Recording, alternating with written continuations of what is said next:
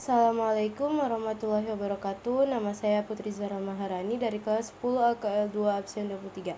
Di sini saya akan mempresentasikan materi tentang kebugaran jasmani. Di dalam tubuh yang sehat terdapat jiwa yang kuat. Itu merupakan ungkapan yang benar bila memang kita dalam keadaan yang sehat dan bugar. Untuk itu mari kita menjaga kebugaran jasmani kita.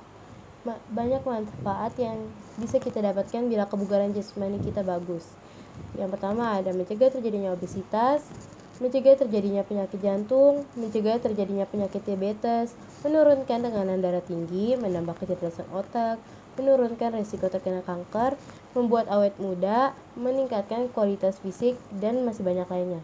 Apa sih kebugaran jasmani itu? Menurut Kolektif Maksum, kebugaran jasmani adalah kemampuan seseorang dalam melakukan aktivitas keseharian tanpa mengalami kelelahan yang berarti dan masih mempunyai cadangan sisa tenaga untuk melakukan aktivitas yang lainnya. Konsep kebugaran jasmani dapat dibedakan menjadi kebugaran yang berkaitan dengan kesehatan dan berkaitan dengan unjuk kerja atau performance. Kebugaran yang berkaitan dengan kesehatan antara lain ditentukan oleh 4 komponen kebugaran jasmani, yaitu daya tahan jantung, paru-paru, dan peredaran darah, komposisi tubuh, kekuatan dan daya tahan otot, dan yang terakhir, kelenturan sendi dan otot. Komponen kebugaran yang berkaitan dengan kesehatan tersebut akan membantu mengurangi kemungkinan terjadinya penyakit degeneratif dan keadaan yang berkaitan dengan aktivitas jasmani, seperti penyakit jantung koroner, obesitas, dan kelelahan sendi dan otot. Selanjutnya, saya akan membahas konsep pengukuran kebugaran jasmani terkait kesehatan. Yang pertama ada daya tahan jantung dan paru-paru. Daya tahan jantung, paru-paru, peredaran darah adalah kemampuan seseorang dalam mempergunakan sistem jantung dan paru-paru secara efektif dan efisien untuk menjalankan kerja secara terus-menerus yang melibatkan kontraksi otot dengan intensitas tinggi dalam waktu yang cukup lama. A. Meningkatkan daya tahan jantung dan paru-paru. Kemampuan daya tahan jantung dan paru-paru dapat ditingkatkan dengan berbagai latihan seperti lari dengan kecepatan dan jarak yang bervariasi, lari jarak jauh, dan lari di perbukitan. Yang kedua ada kekuatan otot. Kekuatan adalah kemampuan seseorang untuk melakukan gerakan dengan menggunakan beban, misalnya mendorong dan mengangkat. Kekuatan otot dapat ditingkatkan dengan melakukan latihan-latihan sebagai berikut. Yang pertama, push up. Push up bertujuan untuk melatih kekuatan otot lengan dan bahu. Kedua ada sit up.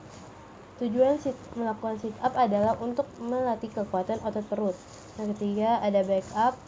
Latihan ini bertujuan untuk melatih kekuatan otot punggung dan otot perut. Yang terakhir ada squat jump.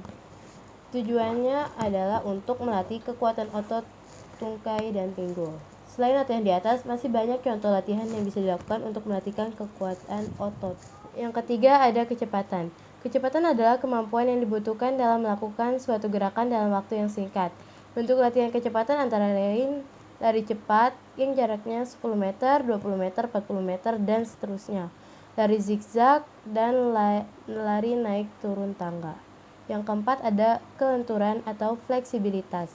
Kelenturan adalah kemampuan sendi untuk melakukan gerakan seluas-luasnya. Bentuk latihan kelenturan antara lain cium lutut, sikap kayang, dan lain-lain.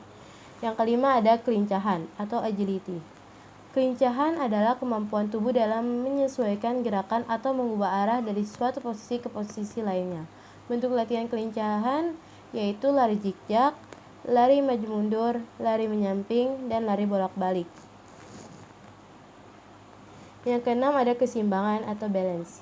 Keseimbangan adalah kemampuan mempertahankan tubuh ketika ditempatkan di berbagai posisi. Bentuk latihan keseimbangan antara lain berjalan di atas balok, sikap lilin, handstand, dan lain-lain. Dan yang terakhir ada koordinasi. Koordinasi adalah kemampuan dalam menyatukan berbagai gerakan yang tidak sama ke dalam satu gerakan yang efektif.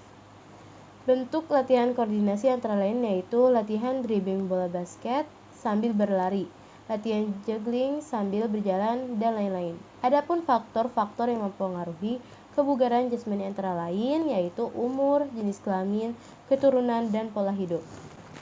Sekian presentasi dari saya. Mohon maaf bila ada kesalahan dalam kata-kata. Billahi taufiq wal hidayah. Wassalamualaikum warahmatullahi wabarakatuh.